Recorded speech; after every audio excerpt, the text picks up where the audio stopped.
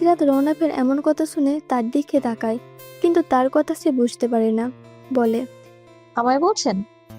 না, আমার একটা বউ আছে, তাকেই বলছে। সিরাত তার দিকে কপাল কুঁচকে তাকায়। রৌনক বোতাম লাগানো শেষ করে তার দিকে এগিয়ে আসে। এলোমেলো চুলগুলো ঠিক করে দিয়ে বলে। পরীক্ষা কবে হিসেব আছে? রৌনককে এত কাছে থেকে সিরাত একটু ঘাবড়ে যায়। একটু দূরত্ব তৈরি করে বলে। 1.5 মাস মতো আছে মনে হয়। রৌনক আবারও তার দিকে দুপা এগিয়ে যায়। বলে, খাতে কি লিখবে শুনি? কিভাবে থালা বাসন ধুতে হয়, কিভাবে রাখতে হয়, কিভাবে স্বামী সন্তানের খেয়াল রাখতে হয়, এসব? সিরাত একটু মিনমিন করে বলে। আমারই সংসার, আমার সংসারে এগুলো কে করবে? হ্যাঁ, সংসার তোমারই। সারা জীবন পড়ে আছে এসব করার জন্য। এগুলো করার জন্য কাজে লোক রেখে দিয়েছে, সে করবে ঘরের সব কাজ।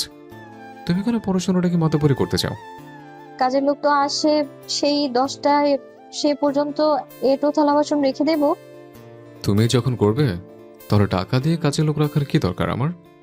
সময় থাকতে ঠিক হয়ে যাও। নাহিলের মতো পিঠে 2 ঘা পড়লে এমনিতেই ঠিক হয়ে যাবে। সিরাত অবাক নেত্রে তার দিকে চায়। সে মারার কথা বলে। এই জন্য আপনি আমার গায়ে হাত তুলবেন? শুধু এটুকুর জন্য না, তোমার সব কাজের জন্যই ধরে মার দেওয়া উচিত। শুধু বাড়িতে মানুষ আছে তাই কিছু বলছি না। একটু ধমকের সুরেই বলে। সিরাতের চোখ চিকচিক করে ওঠে। রৌনক তা দেখে তবু আমলে নেয় না। বড় মুখ করে বলে এনেছিল বাড়ি থেকে যে এখানে এসে পড়া হবে, কিন্তু এই মেয়ে যা শুরু করেছে তাতে পড়াশোনার পং মনে হচ্ছে না। কান খুলে শোনো রাখো, আজ যা করেছো করেছো। কাল থেকে রান্না ছেড়ে অন্য কোনো কাজে যেন হাত দিতে না দেখি। সন্ধ্যা হলেই পড়তে বসবে। রাত 11টার আগে টেবিল থেকে নড়তে যেন না দেখি। ফাঁকিবাজির একটা লিমিট আছে। সন্ধ্যা হলে ঢুকে পড়ো রুমে। খাওয়ার সময় এক পলক বের হও, আবার গিয়ে ঢোকো। সিরাত মাথা নাড়িয়ে সাই জানায়। মাথা নিচু রেখে বলে। সারা একা একা থাকতে চায় না। আম্মু সারাদিন ওকে শুইয়ে রাখে, তাই একটু ওকে সঙ্গ দিতে চাই। তার চোখে পানি টলটল করছে। রৌনক আরেকটু গিয়ে তার কোমরে হাত রাখে, টেনে নিজের সাথে মিশিয়ে নেয়। সিরাত হকচকিয়ে উঠে ছাড়িয়ে নিতে চায়, তবু রৌনক ছাড়ে না। মিশিয়ে রেখে বলে। দুপুরের পর থেকে সন্ধ্যা পর্যন্ত সঙ্গ দাও, সমস্যা নেই, কিন্তু সন্ধ্যার পর পড়তে বসবে। তোমার বাবা চাচাকে বড় মুখ করে বলে এসছে তোমার পড়াশোনার দায়িত্ব আমার। এখন তুমি যদি একটু চেষ্টা না করো, আমার কথার কোনো দাম থাকবে? সিরাত সাবি ঘরানোর পুতুলের স্বর নেয় দুদিকে মাথা নাড়ায়। রৌনক তার কপালের ছোট চুলগুলো সরিয়ে বলে। অন্তত আমার জন্য হলেও এটুকু করো। তোমার এই গাফিলতির জন্য তো আমার কথার খেলাফ হবে, তাই না? বাবা বলেছিল পরীক্ষার পর এখানে আনতে, কিন্তু তুমি তো আগে আসতে চেয়েছ, তাই নিয়ে এসছে। এখন পড়াটা মন দিয়ে না পড়লে তখন পরীক্ষার রেজাল্ট খারাপ হবে। তার দায়টা তো আমার উপরই পড়বে, তাই না? তাই আমার জন্য একটু কষ্ট করবে না? এরপর যা ইচ্ছে করবে, বাধা দিব না। করবে না এটুকু? সিরাত তার চোখের দিকে চেয়ে উপন্যাস মাথা নাড়ে। রৌনক তার অধৈর্যগুল এগিয়ে নিয়ে সিরাতের কপালের মধ্যখানে ছোঁয়ায়। সে ছোঁয়ায় ছিল না কোনো কামনা, কেবল এক পশলা স্নেহের বর্ষণ। সিরাত মন্ত্রমুগ্ধের ন্যায় পুরুষটির চোখের দিকে চেয়ে থাকে, এক ঘোরের মাঝে যেন। কিছু সময় চলে তাদের মাঝে নীরবতা। নীরবতা ভেঙে পুরুষটি বলে। Can I kiss your lips? Sirat বুঝতে পারে না। চোখের পাতা ঝাপটে প্রশ্নবোধক চিহ্ন ঝুলিয়ে পুনরায় তার দিকে তাকায়। রৌনক আবারও বলে। Please don't say no. Sirat যেন এক ধ্যানের মাঝে আছে, আনমনেই সাই জানে। রৌনকের যেন তাড়া নেই আজ কোনো। সে ধীর গতিতে অধৈর্যগোল এগিয়ে নেয় কাঙ্ক্ষিত অধৈর্যরার দিকে। 1-2 সেকেন্ড সময় চলে যায়। 3 সেকেন্ডের মাথায় সিরাত তার অধরে পুরোসালি রুক্ষ ওষ্ঠের ছোঁয়া অনুভব করে। তার শরীর ঝাঁকে দিয়ে ওঠে। বিপরীত দিকে থাকা মানুষটা তা উপলব্ধি করতে পারে। সে সময় ব্যয় না করে এক হাতে জাপটে ধরে নারীর দেহটিকে। অধরের মাঝে অধর, তবুও তাদের কোনো নড়চড় নেই। রৌনক ধীরে ধীরে সুধাপান করতে আরম্ভ করে। দুজন যেন দুনিয়ার বাইরে অবস্থান করছে। সময়ের হিসেব নেই, কত সময় অতিক্রম হলো জানা নেই। একটা সময় এসে সিরাতও সায় দিতে শুরু করে। নারীর ওষ্ঠের চলন যেন রৌনক নামক পুরুষটিকে আরও ব্যাকুল করে তোলে। সে ঠোঁট ছেড়ে এগিয়ে যায় কণ্ঠদেশে। টুকরো টুকরো চুম্বনে সিক্ত হতে থাকে সিরাতের কণ্ঠদেশ। সিরাত হাত উঠিয়ে রৌনকের শার্ট খামচে ধরে। হঠাৎ সিরাতের হুঁশ ফেরে। গলায় মত্ত থাকা পুরুষটিকে এক ধাক্কা দিতে দূরে সরিয়ে দেয়। বুকে হাত দিয়ে হাঁপাতে থাকে। এদিকে নিজের কাছে ব্যাঘাত ঘটায় বেজায় চটে যায় রৌনকের মেজাজ। হাঁপাতে হাঁপাতে বলে। কি করলে এটা? কি করলাম মানে? একা একটা মেয়েকে ঘরে পেয়েছেন, অমনি সুযোগের সদ্ব্যবহার শুরু করে দিয়েছেন। আজব, তা কি পাড়া প্রতিবেশী সব ডেকে এনে করতে হবে? আর সুযোগের সদ্ব্যবহার শুধু আমি না, তুমিও করেছো। আমি কি করেছি? অবাক হয়ে বলে। আমিও যা করেছি তুমিও তাই করেছো। তাই সুযোগ যদি নিয়েই থাকি, দুজনে নিয়েছে। আহা, অশ্লীল প্রস্তাবটা কে দিয়েছিল? অশ্লীল প্রস্তাবে সায় কে দিয়েছিল? একটু থেকে আবার বলে। তুমি সিরিয়াস না করলে আমি কখনোই এসব প্রস্তাব দিতাম না। আমি সিরিয়াস করলেই কেনই বা আপনি সিরিয়াস হবেন? কথাটা এমন বললে যেন বিড়ালের সামনে মাছটা খেয়ে বিড়ালকে বলা হলো মাছ খাবে না। মেয়ে মানুষের যত ঢং। গজগজ করতে করতে বেরিয়ে যায় ঘর থেকে। বিয়ে করেছে কি সাজিয়ে রাখার জন্য? ধরতে গেলেই ছ্যাদ করে ওঠে।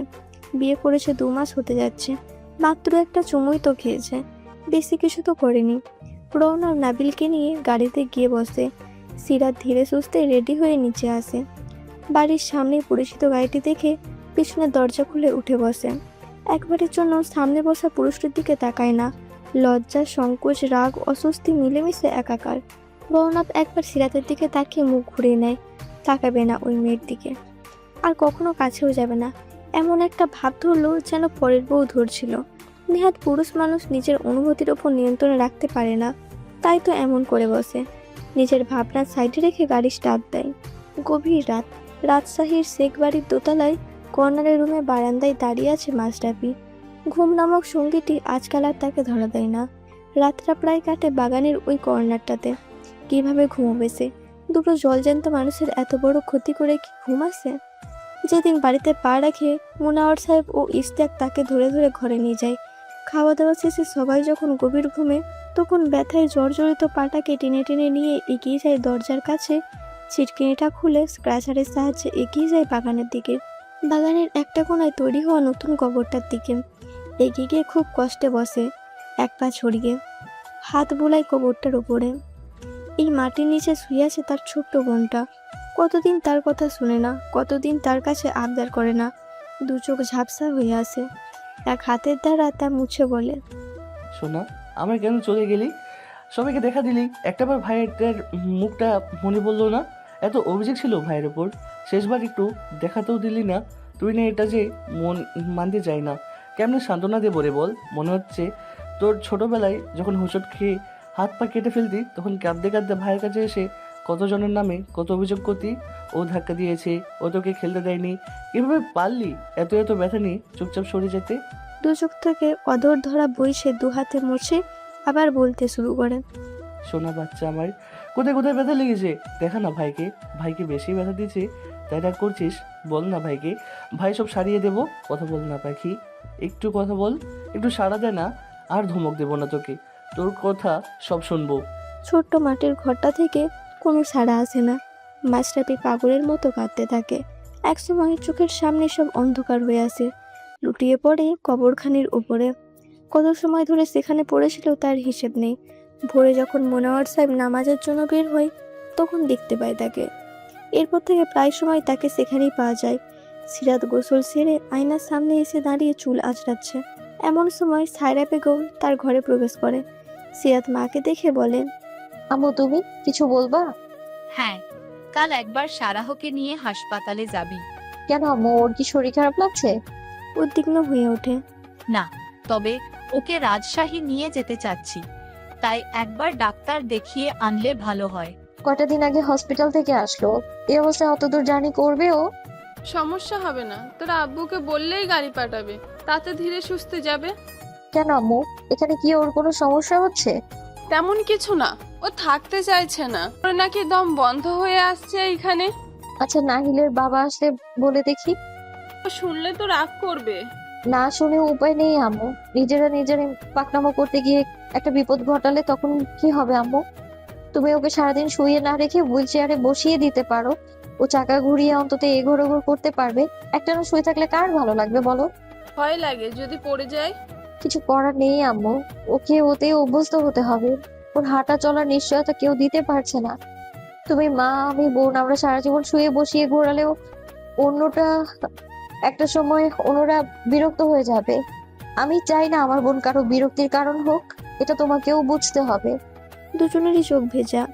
কেউ যেন মানতে চাইছে না এই নিষ্ঠুর নিয়তি। ঢাকা থেকে রাজশাহীর পথে রওনা করছে রৌনকদের গাড়িটা। সেদিন সিরাত কথা বলে রৌনকের সাথে। বিচক্ষণ রৌনক প্রথমে একটু দ্বিমত করলেও পরে চুপ থাকে। রাতে খাবার শেষে সিরাত ও সায়রা বেগম কথা বলছিল বসার ঘরে। তখন রৌনক যায় সারার কাছে।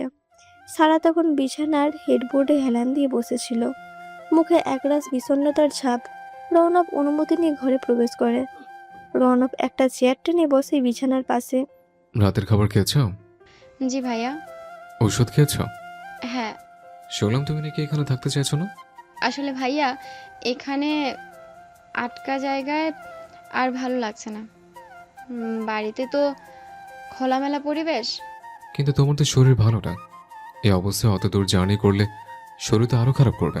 সারা কিছু বলে না, মাথা নিচু রেখেই হাত মোছায়। রৌনক তা দেখে আবার বলে, চাচি বলছিল তুমি নাকি ওষুধ খেতে চাও না। সারা মাথা নামিয়ে রেখেই বলে, খাই তো মাঝে মাঝে, খেতে ইচ্ছে করে না। এটা খুব খারাপ কথা। নিয়মিত ওষুধ না খেলে কি রোগ সারবে? প্রতিবার চেক আপে যখন রিপোর্ট একই রকম আসে তখন কি ভালো লাগে? সারা কিছু বলে না। তুমি যেতে চাও ঠিক আছে, তবে যদি পরবর্তী রিপোর্ট ভালো হয় তবেই, নাহলে এখানে এভাবেই থাকতে হবে।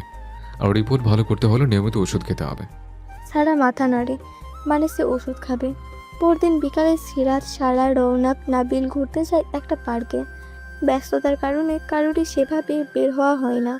অনেকদিন পর সারা খোলা আকাশে ঘুরতে এসে তার খুব ভালো লাগছে। খোলা আকাশ, মানুষজন, গাছপালা দেখতে পেয়ে ভীষণ খুশি। এই খুশি একটা জায়গায় এসে অপূর্ণ। যদি সে স্বাভাবিক থাকতো তাহলে অবশ্যই প্রতিটা রাইডে সে চড়তো। কোনটা বড়দের কোনটা বাচ্চাদের হিসাব করতো না।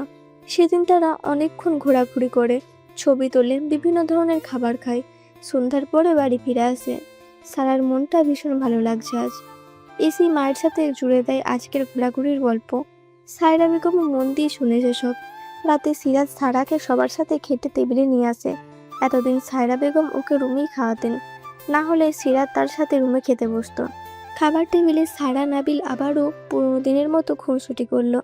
আজ আর সায়রা বেগম বকলেন না, বরং দু চোখ ভরে দেখলেন। আজ তার দুই মেয়ের মুখেই হাসি।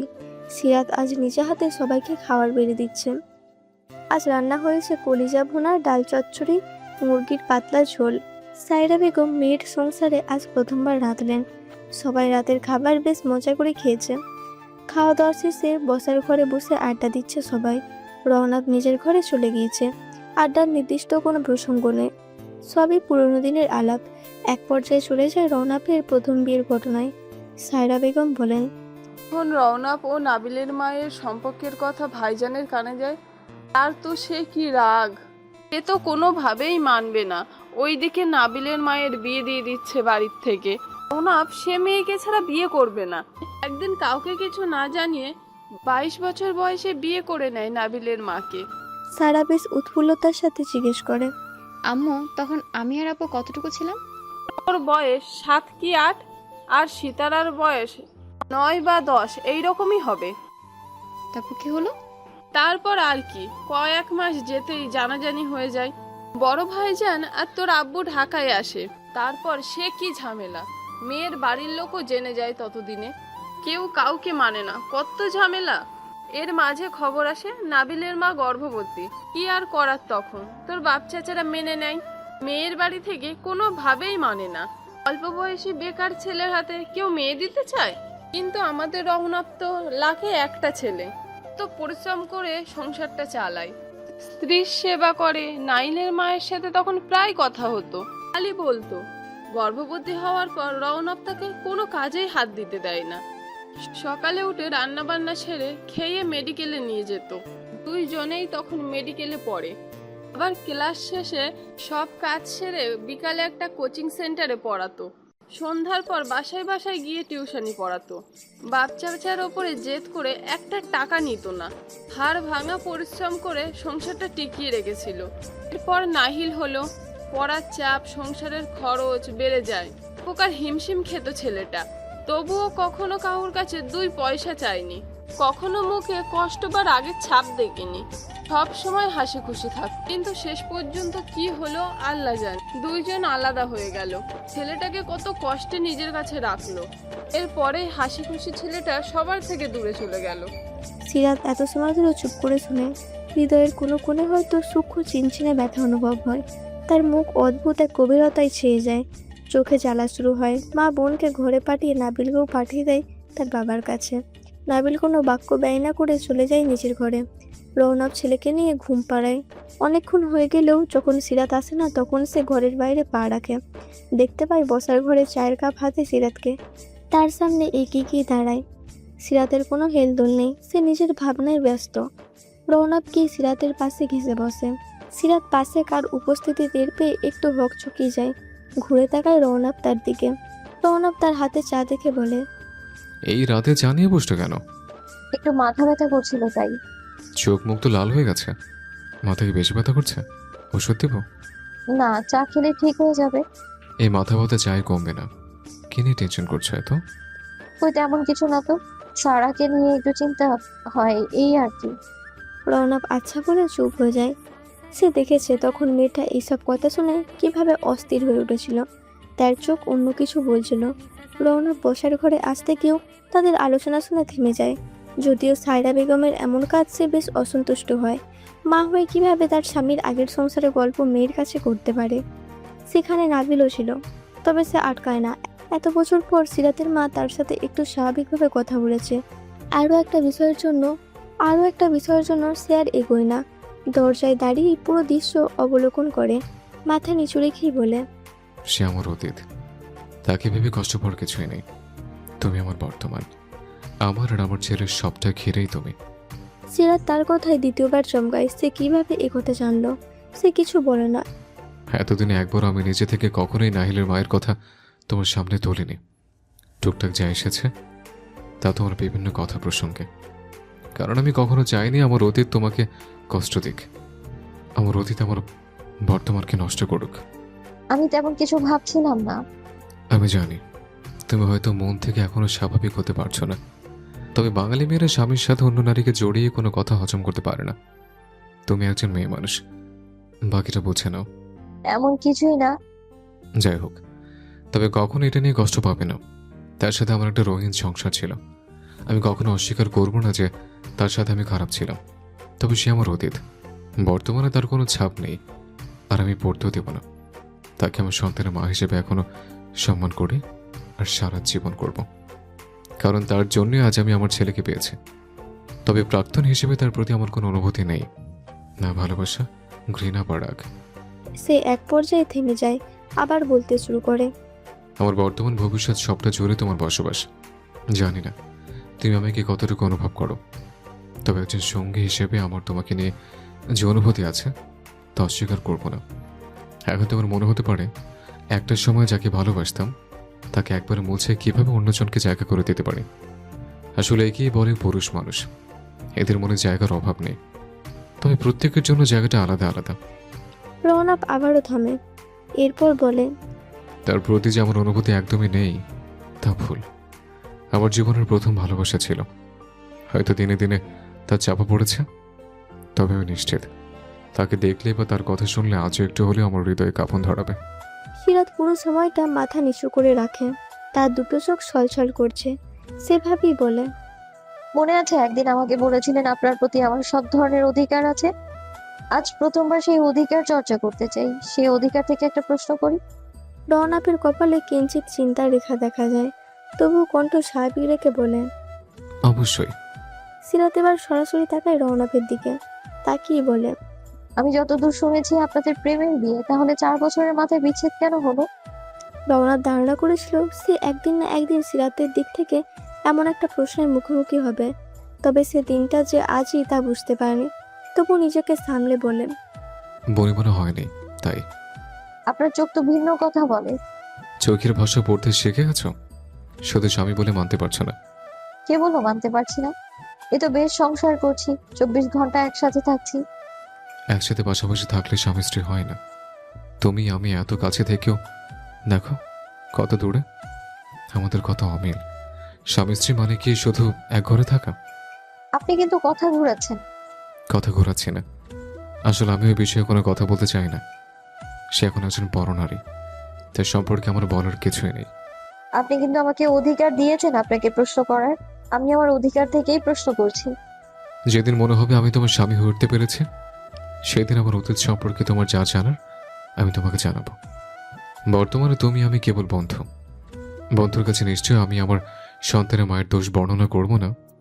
একটু থেমে আবারও বলে, তবে এটুকু জেনে রাখো, তোমার স্বামী নির্দোষ ছিল। যা ঘটেছে তাতে আমি কেবল ভুক্তভোগী ছিলাম। আশা করি ভবিষ্যতে যদি কখনো এমন পরিস্থিতির মুখোমুখি হও, তবে কখনো আমাকে ঘৃণার চোখে দেখো না, আমার উপর সন্দেহ রেখো না। তুমি অবিশ্বাস করলে আমার আর কোনো ভরসার জায়গা থাকবে না। রৌনক উঠে চলে যায়, যেতে বলে। রাত অনেক হয়েছে, ঘুমাতে এসো। রৌনক উঠে চলে যায় যাওয়ার সময় বলে। রৌনক চলে যায় সিরাতকে রেখে অথই সাগরের মাঝে, যেখানে কোনো কুল কিনারা পাচ্ছে না সে। 15 দিনের মাথায় সাইরা ও সিরাত মিলে সারাকে নিয়ে হাসপাতাল যায়। সারার আজ ভীষণ চিন্তিত, যদি রিপোর্ট ভালো না আসে তবে সে রাজশাহী যেতে পারবে না। সে একদিন বেশ পরিশ্রম করেছে, বাকিটা আল্লাহর ভরসা। ডাক্তার দেখিয়ে হাসপাতাল থেকে বেরিয়ে আসে, চেক আপ করা শেষ। রিপোর্ট বিকালে রওনাক যাওয়ার সময় নিয়ে যাবে। সারাকে বিকাল থেকে বেশ চিন্তিত লাগছে, তার মধ্যে অদ্ভুত এক অস্থিরতা লক্ষ্য করেছে সাইরা বেগম। বেশ কয়েকবার অস্থিরতার কারণ জানতে চাইলেও সে বলে না তেমন কিছু। সন্ধ্যার পরপরই কলিং বেল বেজে ওঠে। সিরাত নিজের ঘরে পড়ছে, সাইরা বেগম রাতের জন্য খাবার গরম করছে। নাবিল ও সারা সিরাতের ফোন নিয়ে কার্টুন দেখছে আর চিপস খাচ্ছে। কলিং বেলের শব্দে সারা উঠতে যায়, তখন টের পায় সে আগের সারা নেই। এ ছাড়া এক গ্লাস পানি এগিয়ে খাওয়ারও ক্ষমতা নেই, তাই নাবিলকে বলে, আব্বু যা তো একটু দেখে এসেছে। মিসু আর দিদা আছে, তালা খুলে দিবে। একটু যা বাপ, দেখে আয়। আমি পারলে কি তোকে বলতাম? উফ, সারা ফুপি যাচ্ছি। নাবিল দৌড়ে যায় বসার ঘরের দিকে, দেখে দিদা আগেই দরজা খুলে দিয়েছে, তার বাবা এসেছে। সে দৌড়ে গিয়ে তার কোমর জড়িয়ে ধরে। রওনক ছেলেকে কোলে তুলে নিয়ে বলে, কি করছিলেন? পড়তে বসছ? নাবিল একটু মুচটাই বলে, বাবা আসলে বসতেই যাচ্ছিলাম, কিন্তু মিসু বলেছে দিদা রান্না করলে সারা ফুপি একা একা ছিল, তাই তার কাছে গিয়েছিলাম। তা ফুপির কাছে তো বসতে পারতে বই নিয়ে। এখন মাম্মার পাশে গিয়ে পড়তে বসো, আর একদম তাকে বিরক্ত করবে না, সামনে পরীক্ষা আছে ওর। রওনক কোলে নিয়ে ঘরে ঢোকে। সিরাত এক নাগাড়ে পড়ে যাচ্ছে উপরের ছাদের দিকে চোখ বন্ধ করে। রওনক ছেলেকে নামিয়ে দেয়। নাবিল বিছানার উপর থেকে ব্যাগ আনতে গেলে এই সুযোগে রওনক এগিয়ে যায় সিরাতের দিকে। সিরাত আগেই টের পেয়েছে ঘরে কেউ এসেছে, তবে এই সময় যে তাকে কেউ বিরক্ত করবে না সে নিশ্চিত। রওনক এগিয়ে গিয়ে সিরাতের কাছে যায়, ঝুঁকে তার কপালের মধ্যখানে অধৈর্যরা ছোঁয়ায়। তার স্থায়িত্ব ছিল 1-2 সেকেন্ড, সাথে সাথে সরে আসে। অনাকাঙ্ক্ষিত ছোঁয়ায় ঘাবড়ে যায় সিরাত, সাথে সাথে চোখ খুলে তাকায় ঘরে। আশেপাশে নাবিল যে বিছানায় স্বর্ণ ছিটানো বই বসাচ্ছে, আর রওনক সে কাবাড থেকে কাপড় বের করছে। যা বোঝার সে বুঝে নেয়, সে কিছু বলে না, আবার পড়াই মন দেয়। সিকদার বাড়িতে আজ যেন উৎসবের আমেজ লেগেছে। সকাল থেকে বাড়ির মেয়ে বউরা ব্যস্ত রান্নাবান্নার কাজে। রাবেয়াও এসেছে, অন্যদিকে মানিরা ও তার পরিবারকেও আসতে অনুরোধ করেছে আজমল শিকদার। মুনাওয়ার সাহেব জানিয়েছে তারা যাবে। আতিয়া গতকালই কাজের মানুষদের দিয়ে 2টি রুম পরিষ্কার করেছে, একটি রওনাকদের রুম, অন্যটা নিচেই সারার জন্য। তার ঘর উপরে হলেও এই অবস্থায় বরাবর ওঠানো নামানোর জন্য কষ্টকর হবে, তাই নিচেই তার জন্য ঘর পরিষ্কার করা হয়েছে। দুপুরের পর রওনকদের গাড়িটা এসে থামে শিকদার বাড়ির সামনে। প্রথমে বেরিয়ে আসে রওনক, এরপর একে একে অন্যরা বের হয়। সবার শেষে বের করা হয় সারাকে। বাড়িতে প্রবেশ করার পর দেখে ঘর ভর্তি লোকজন। সারা সিরাতের নানা বাড়ি থেকেও আত্মীয়রা এসেছে। ড্রয়িং রুমে কিছু সময় কথাবার্তা চলে, এরপর আজমল শিকদার যার যার রুমে যাওয়ার নির্দেশ দেন, কেননা সবাই ক্লান্ত। এসব আলোচনার পরে নিরিবিলি করা যাবে। সারাকে সাইরা বেগম নিচতলার ঘরটায় নিয়ে যায়, সাথে আছে মিথিলা। 2 ননদকে বোনের মতো দেখে সে। সাইরাকে ফ্রেশ হতে পাঠিয়ে দেয়, সে সারাকে পোশাক পাল্টাতে সাহায্য করে, পানি এনে মুখ হাত পা মুছে দেয়। শীত বেশ ভালোই পড়েছে, তাই আর পানির সংস্পর্শ নেওয়ার রিস্ক নিল না। সব কাজ ছেড়ে বিছানায় আধশোয়া করে বসিয়ে রেখে এসে ঘর থেকে বেরিয়ে আসে। এদিকে তার অনেক কাজ রয়েছে। সারার এখন বিশ্রামের প্রয়োজন। সিরাত নাবিলকে সাথে নিয়ে ঘরে যায়, লাগেজ খুলে নাবিলের জামা কাপড় বের করে ওয়াশরুমে পাঠিয়ে দেয়। সে তার এবং রওনাপের কাপড়ও বের করে। আজ প্রথমবার সিরাত রওনাপের দেওয়া সেই চাদরটা পরে। রওনাপ এক প্রকার জোর করেই পড়েছে। আয়নার সামনে দাঁড়িয়ে চুলের বিনুনি খুলছে আর নিজের গায়ে জড়ানো শালটার দিকে চোখ বুলাচ্ছে। রওনাপ শিকদারের পছন্দ বরাবরই সুন্দর, কেনার সময় বলেছিল এটা তাকে মানাবে। ঠিক সেটাই হলো। সত্যি চাদরটা তাকে মানিয়েছে। ভেবেছিল জ্যাকেট, লং কোট, হুডি এসবের বাইরে সে কিছু পরেনি। হঠাৎ নতুন কিছু তা তাকে মানাবে না। তার ভাবনার চিন্তার মাঝে ঘরে প্রবেশ করে রওনক। সে বেশ ক্লান্ত, সারা পথে গাড়ি চালিয়ে এসেছে, শরীর যেন ভেঙে এসেছে। সিরাত তার দিকে একবার ঘাড় ঘুরে তাকায়। ক্লান্তি যেন তার চোখে মুখে ধরা দিচ্ছে। আপনার কি শরীর খারাপ লাগছে?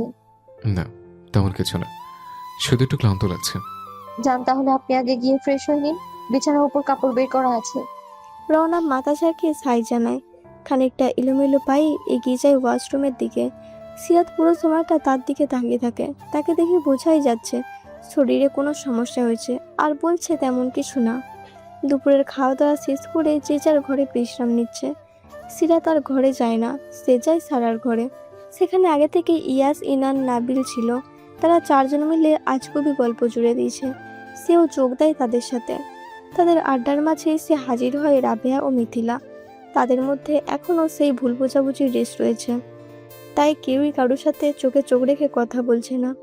সিরাত আগ বাড়িয়ে তাদের সাথে কথা বলে, কেননা যা হওয়ার তা হয়ে গেছে। এখন তা ধরে রেখে লাভ কি? তাতে তো আর কিছু পরিবর্তন হবে না। তাকে সহজভাবে কথা বলতে থেকে তারাও আস্তে আস্তে সহজ হয়ে যায়। বিকালে মানিরা তার পরিবার নিয়ে আসে। মাশরাফিকেও ধরে বেঁধে নিয়ে আসে।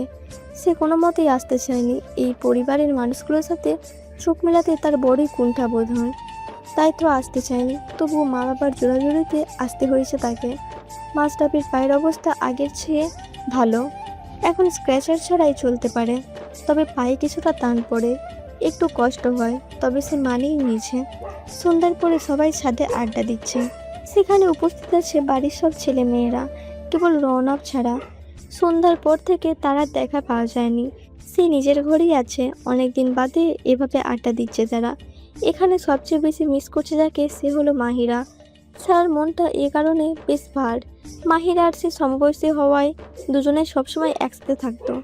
আজ তারা সুখী নেই, তাই এই আড্ডা এসে বড়ই উদাসী। ইশতিয়াক সবাইকে তাড়া দিয়ে নিচে নিয়ে আসে রাতে খাবারের জন্য। রাত বাড়ছে, তার সাথে সাথে ঠান্ডার প্রকোপও বাড়ছে, তাই সবাইকে ডেকে নিয়ে আসে। রাতে খাওয়া দাওয়া শেষ করে বাড়ির বড়রা এক জায়গায় হয়ে আলোচনায় বসেছে। আলোচনার বিষয়বস্তু হলো মাহিরা। তার মৃত্যুর পর মাশরাফি ও সারার অসুস্থতার কারণে মাহিরার উদ্দেশ্যে কিছুই করা হয়নি। দেখুন, মনোয়ার মিলাদ দেওয়া তো বেয়াদাত, আর একজন মানুষের মৃত্যু তো সুখের কিছু নয় যে আত্মীয় স্বজন পাড়া প্রতিবেশী দাওয়াত করে আয়োজন করে খাওয়াবে। খায়ায় কোনো লাভ নেই, তার দোয়া তো দূরে, খাবারের সমালোচনাই বেশি করবে। কে ভাগে পায়নি, কোন তরকারিতে লবণ বেশি, কোনটাতে কম, এসব ধরে বেড়াবে। এসে গরিব মিসকিন খাওয়ানোটাই উত্তম। এটা তুমি ঠিক বলছো, তবে আমি ভাবছি শুধু না খাইয়ে কিছু দানও করা উচিত। হ্যাঁ ভাইজান, আমি ভাবছি যদি কয়েকটা এতিমখানা, হাফেজি মাদ্রাসায় খাওয়ানো যায়, সাথে তাদের প্রয়োজনীয় জিনিস দেওয়া যায়, তাহলে তাদেরও উপকার হবে। আর যতদিন সেগুলো ব্যবহার করে তারা উপকৃত হবে, ততদিন আমার মেয়েটার জন্য দোয়া করবে। এটা ভালো বলেছো, তাহলে এই কথাই থাকুক। বাকিটা ছেলেদের সাথে আলোচনা করে সিদ্ধান্ত নেওয়া উচিত। ওরা গিয়ে দেখে আসলো মাদ্রাসাগুলোতে কি লাগবে না লাগবে, তাদের সাথে কথাও বলে আসবে না হয়। কি বলো মনোয়ারা? ঠিকই বলেছেন ভাইজান, তবে তাহলে আপনি ওদের সাথে এ বিষয়ে আলোচনা করেন। যত দ্রুত পারা যায় কাজটা ছেড়ে ফেলা দরকার। আচ্ছা, এবার যাও, যে যার ঘরে, রাত হয়েছে অনেক। তাদের আলোচনার সমাপ্তি ঘটে এখানেই। অন্যদিকে সিরাত বেশ রাত পর্যন্ত সারার ঘরে গল্প করে রাবেয়া, মিথিলা, আতিয়ার সঙ্গে। তাদের কথাবার্তার মূল বিষয় ছিল অ্যাক্সিডেন্ট। ব্যথিত মনে যে যার ঘরে চলে যায়। নাবিল আজ অনেক দিন পর তার দাদুর সাথে শুয়েছে। তার দাদা একটু রাগী হলেও তাকে অনেক ভালোবাসেন। এই যে যত সময় জেগে থাকবে তত সময় তাকে নিয়ে অনেক গল্প শোনায়। তার বাবার ছোটবেলার গল্প, তার ছোটবেলার গল্প, বাড়ির সবার গল্পই সে মোটামুটি শুনে ফেলেছে। গম্ভীর আজমল শিকদার যেন তার নাতির কাছে এলে বাচ্চা হয়ে যায়। দুজনে বেশ খুনসুটি করে। আজমল শিকদারের এই দিকটা হয়তো বাড়ির সকলেরই অজানা, কেবল নাবিলই তা জানে। সিরাত ঘরে এসে দেখে রওনক মোটা একটা কম্বল মাথা থেকে পা পর্যন্ত টেনে কাত হয়ে শুয়ে আছে। ঘুমিয়েছে কি না বোঝা যাচ্ছে না। সে একবার ভাবে একবার ডাক দেবে, আবার কি মনে মনে ভাবে আর ডাকবে না। রাতের কাজ ছেড়ে লাইট অফ করে বিছানায় উঠে আসে। কাবার থেকে আর একটা পাতলা কম্বল এনে জড়িয়ে শুতে যাবে, তখনই পাশ থেকে একটা জড়ানো কণ্ঠ ভেসে আসে।